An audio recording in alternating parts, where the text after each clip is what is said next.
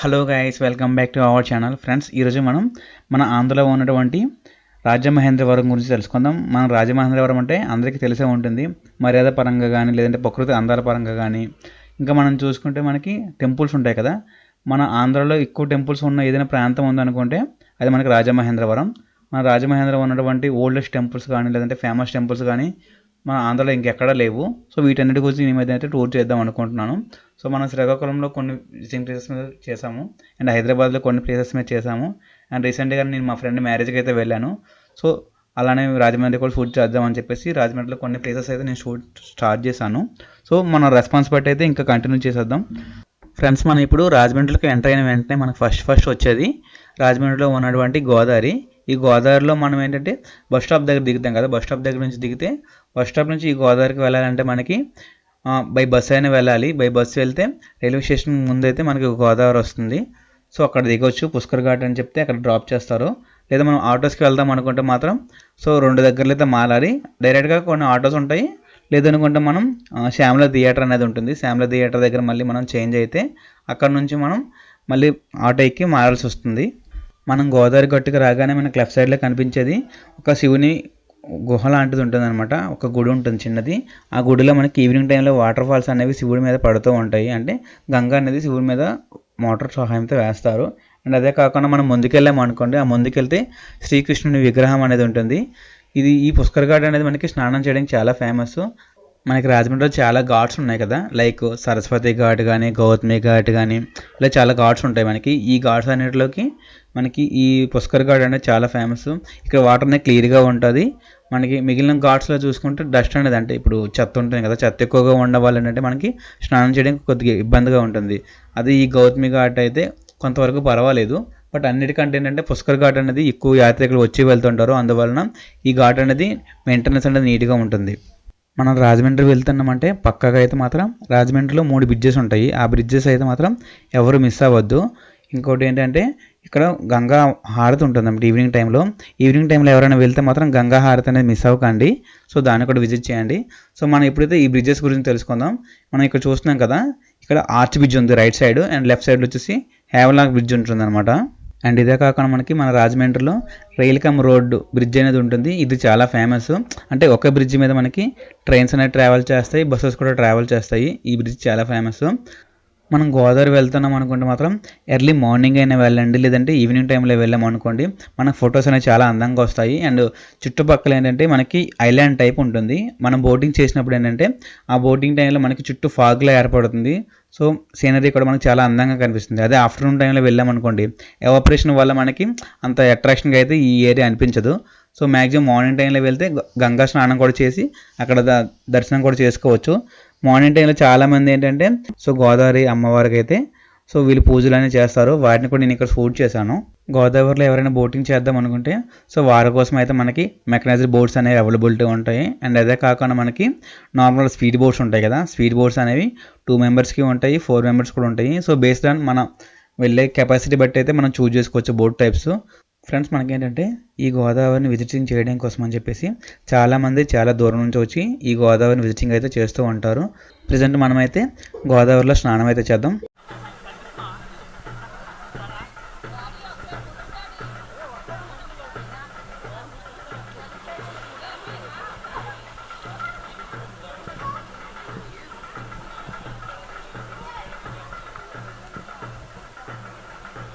Friends, ఇక్కడ మీరు నా స్విమ్మింగ్ అయితే చూసారు కదా. ఫ్రెండ్స్, ఇక్కడ మేము వెళ్ళినప్పుడు ఇద్దరమైతే పోటీగా అయితే స్విమ్మింగ్ చేసుకుంటూ ఆ పోల్ దగ్గరికి వెళ్ళాము. ఇద్దరిలో పోల్ దగ్గరికి ఎవరైతే ముందు రీచ్ అయ్యారనేది మీరైతే గెస్ట్ చేసి చెప్పండి. మీ ఒపీనియన్ ఏంటనేది అయితే ఈ కామెంట్లో పెట్టండి. చూద్దాం ఎవరికి ఎక్కువ ఓట్స్ వస్తాయి అనేది. గైస్, ఇంకోటి ఏంటంటే మనం ఇట్లా పోటీ పడి అయితే మాత్రం వెళ్ళొద్దు. అండ్ స్విమ్మింగ్ చేసినప్పుడు చాలా రెస్ట్రిక్షన్స్ అయితే తీసుకోండి. ఎందుకంటే కొద్దిగా బాగా స్విమ్మింగ్ వస్తే పర్వాలేదు, కానీ నార్మల్గా స్విమ్మింగ్ వచ్చింది అనుకోండి, మనం డ్రెస్సెస్ అయితే వేసుకొని స్విమ్ చేస్తే వాటర్లోకి మునిగిపోతాం అనమాట. అంటే ప్యాంట్స్ కానీ, లేదంటే షర్ట్స్ కానీ, టీ షర్ట్స్ ఉంటాయి కదా, అట్లాంటివి వేసుకొని ఎక్కువ వెయిట్ ఉన్న క్లాత్స్ వేసుకుంటే వాటర్లో మన వెయిట్ అనేది పెరిగిపోతుంది. అట్లా కాకుండా షార్ట్స్ కానీ, కట్ బనియన్స్ ఉంటాయి కదా, అట్లాంటివి వేసుకొని మనం స్విమ్మింగ్ చేసామనుకోండి, ఆ వాటర్లో మన బాడీ వెయిట్ అనేది తక్కువగా ఉండడం వల్ల మనం మునగడానికి తక్కువ ఛాన్సెస్ ఉంటాయి. ఎక్కువ డిస్టెన్స్ వెళ్ళడానికి కూడా పాసిబిలిటీ అనేది ఎక్కువగా ఉంటుంది. అలా కాక మనం ఎక్కువ వెయిట్ ఉన్న డ్రెస్సెస్ వేసుకున్నాం అనుకోండి, వాటర్లో అయితే మనం మునిగిపోయే ఛాన్సెస్ ఎక్కువగా ఉంటాయి. అండ్ డిస్టెన్స్ కూడా ఎక్కువ వెళ్ళలేము, ఎంత ఈత కొట్టినా సరే అక్కడే ఉంటాము. బట్ ఏంటంటే నేను వేరే డ్రెస్సెస్ ఏం తెచ్చుకోలేదు కాబట్టి ఇక్కడ జీన్స్ అయితే స్విమ్మింగ్ అయితే చేసేసాను. బట్ అలా అయితే ఎవరు ట్రై చేయొద్దు, ఎందుకంటే దానివల్ల మనం ఎక్కువగా దూరం అయితే వెళ్ళాము, వేగంగా అలసిపోతాము. సో గోదావరిలో స్నానం చేద్దాం అనుకుంటే మాత్రం చాలామంది ఈత వస్తేనే మాత్రమే లోపలికి అయితే వెళ్ళండి, ఈత రాకపోతే లోపలికి వెళ్ళదు. ఎందుకంటే అక్కడ స్టెప్స్ టైప్ ఉంటాయి, స్టెప్స్ మనం దాటామనుకోండి మునిగిపోతాము. ఒక 3 స్టెప్స్ మాత్రమే ఉంటాయి. 3rd స్టెప్స్ వెళ్ళేసరికి మనకి పీకల వరకు వాటర్ వస్తుంది. అక్కడ దాటి మనం ముందుకెళ్తే ఇంకా మునిగిపోతాం అనమాట. సో ఈత వచ్చినప్పుడు మాత్రమే డేర్ చేసి ముందుకైతే వెళ్ళండి, లేదు అనుకుంటే మాత్రం లోపలికి దిగొద్దు. వాళ్ళు కొన్ని పోల్స్ టైప్ పెడతారు రిస్ట్రిక్షన్ కోసం, సో వాటిని అయితే ఎవరు క్రాస్ చేయొద్దు. వాటిని క్రాస్ చేస్తే మాత్రం మనకి మరి రిస్క్ ఉంటుంది.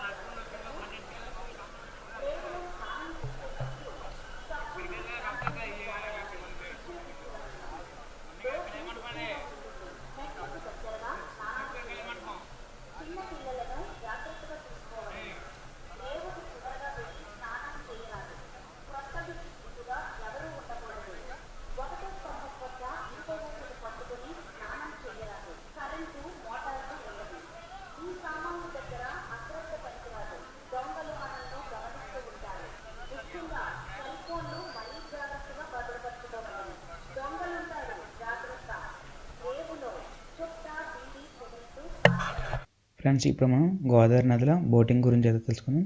మనం గోదావరిలో బోటింగ్కి వెళ్దాం అనుకుంటే మనకి స్పీడ్ బోట్స్ ఉంటాయి, లేదనుకుంటే మెకనైజ్డ్ బోట్స్ ఉంటాయి. మెకనైజ్డ్ బోట్ అనేది ఏంటంటే కొంతమంది మెంబర్స్ అనేవి ఉంటారన్నమాట. మినిమం ఒక 7 మెంబర్స్ 8 మెంబర్స్ అట్లా ఫుల్ అయినప్పుడు మాత్రమే తీసుకువెళ్తారు. లేదనుకుంటే మనం స్పెషల్గా కొంతమందిని మాట్లాడుకున్నాం అనుకోండి, అప్పుడు వాళ్ళైతే ట్రిప్కి అయితే తీసుకుని వెళ్ళి మనకి గోదావరి ఐలాండ్స్ ఉంటాయి అనమాట. ఐలాండ్స్ దగ్గర నుంచి బోట్ అయితే తిప్పుకొని మళ్ళీ బ్యాక్ అయితే తీసుకొస్తారు.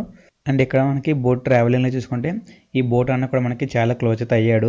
ఎందుకంటే నేను ట్రావెలింగ్ చేసినప్పుడు మ్యాక్సిమం కొంత దూరం వరకు తీసుకెళ్ళి వెనక్కి తీసుకొచ్చేస్తారు. బట్ అన్న ఏంటంటే మనకి ఐలాండ్ దగ్గర వరకు తీసుకుపోయి ఈ చేపలు పడుతూ ఉంటారు. ఇక్కడ మనకు కనిపిస్తుంది ట్రావెలింగ్ చేసినప్పుడు ఆ చేపలు పడుతున్న పక్క నుంచి అయితే తీసుకొచ్చారనమాట మన కోసం అని చెప్పేసి. అండ్ అదే కాకుండా ఈ ట్రావెలింగ్లో మాకు ఒక ఫ్యామిలీ పరిచయం అయింది. వాళ్ళు ఎంప్లాయీస్ అనమాట, రైల్వే ఎంప్లాయీ తను. సో తను ఏంటంటే మనకి ఎక్కడెక్కడ ఏ ప్లేసెస్ ఉంటాయి అని సజెస్ట్ చేశారనమాట. మా ఫ్రెండ్స్ కూడా చాలామంది రాజమండ్రిలో ఉన్నారు. దట్టు ఇంక నేనేంటంటే నేను కూడా ఎంఎస్సి రాజమండ్రిలో చేశాను. రాజమండ్రి నాకు చాలా ఐడియా అవుతుంది మ్యాక్సిమం.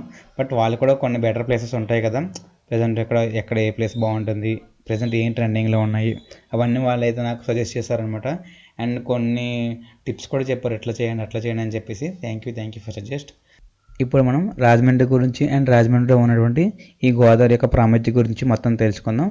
మనకి ఇక్కడ 2 బ్రిడ్జెస్ అయితే ఉన్నాయి కదా, ఈ బ్రిడ్జెస్ అనేవి మనకి 2 జిల్లాలను అయితే కలుపుతాయి అనమాట.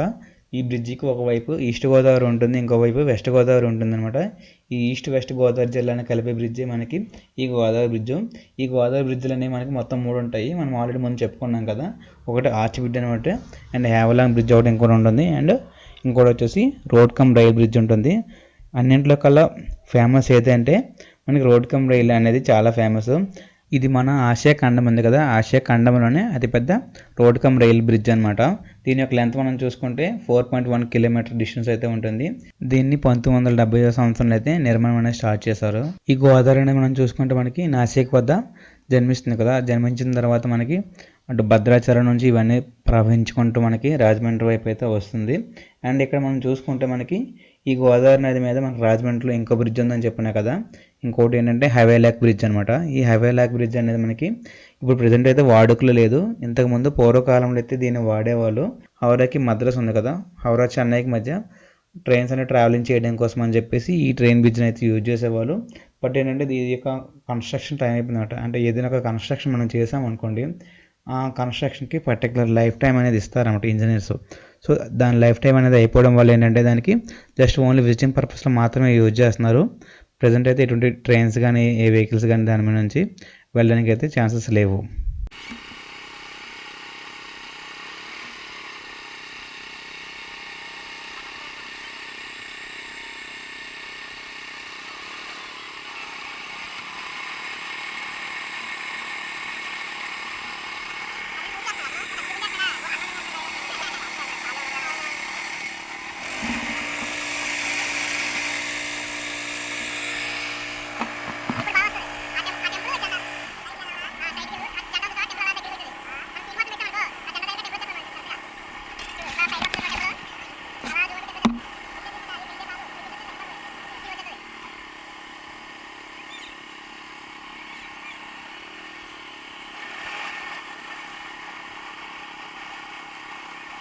ఫ్రెండ్స్ ఇక్కడ మనం చూసుకుంటే మేము బోటింగ్కి వెళ్ళి వచ్చేసరికి ఒక బ్రో అనమాట తన పప్పిని అయితే తీసుకొచ్చి ఇక్కడ స్నానం అయితే చేపిస్తున్నాడు.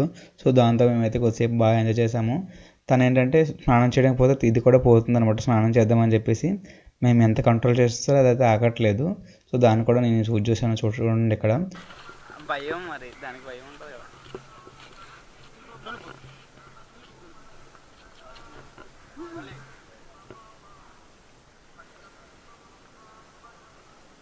చలికి ఉడికిపోతుంది.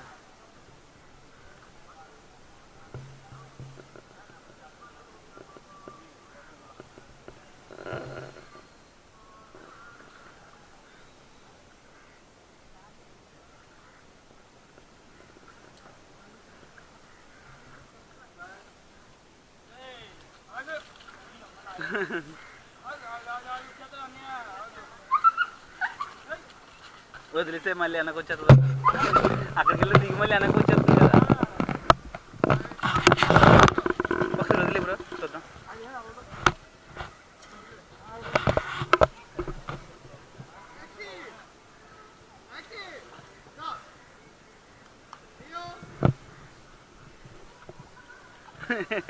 భయం లేదు లేదు.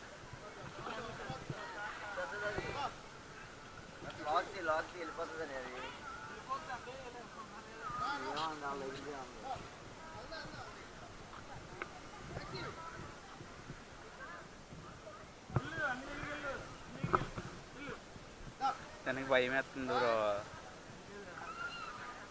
అది కాదు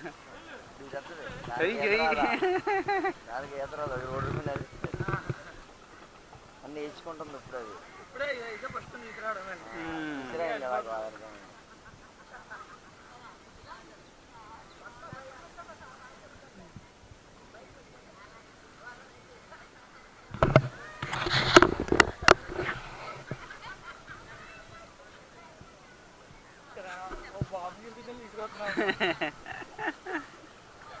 నిజమే బ్రో, ఒక బాబుని పెంచుకుంటే బ్రో తెలుసా అదే మరి అలాగే ఉంటుంది మెయింటెనెన్స్ మరి. ఎవరు మ్యాక్సిమం మన రాజమండ్రిలో ఉండే ప్రతి ఒక్కరు ఎవరైనా సరే ఈ నుండైనా సరదాగా ఇప్పుడు ఏ ప్లేస్ ఏదైనా ఉందనుకుంటే మన గోదావరి గట్టు. సో ఎవరైనా సరే సాయంత్రం పూట గోదావరి గట్టుకు వెళ్ళామనుకోండి, అక్కడ బర్డ్స్ అనేవి వచ్చి గోదావరి గట్టును ఆడుకుని ఉంటాయి అన్నమాట. వీటికి ఏంటంటే అక్కడ వచ్చి విజిటింగ్కి వస్తూ ఉంటారు కదా ప్రజలు, వీళ్ళందరూ వాటికి ఫుడ్ అనేది వేస్తూ ఉంటారు, మేత.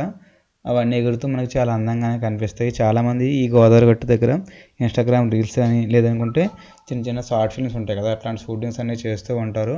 సో మనం కూడా ఏవైనా విజిటింగ్ కానీ లేదంటే మ్యారేజ్ షూట్స్ ఉంటాయి కదా, ఫోటో షూట్స్ కానీ ఇట్లా ఏమైనా ప్లాన్ చేసుకోవాలనుకుంటే గోదావరి గట్టులో ప్లాన్ చేసుకోవచ్చు. మ్యాక్సిమం పర్సన్స్ ఏంటంటే అలాగ మనశ్శాంతి కోసం ప్రశాంతంగా ఉంటుందని చెప్పేసి గోదావరి గట్టుకు అయితే ఈ గోదావరి గట్టుకి విజిటింగ్కి అయితే వస్తూ ఉంటారు. అండ్ ఇవే కాకుండా మన ఛానల్లో ఇంకా గోదావరి రిలేటెడ్ చాలా వీడియోస్ అనేవి ఉన్నాయి. సో వీటన్నిటి విజిట్ చేయండి. నా వీడియోస్ కానీ మీకు నచ్చినట్లయితే లైక్ చేయండి, షేర్ చేయండి, సబ్స్క్రైబ్ చేయండి. Thank you guys, thank you for watching. Please like, share, subscribe.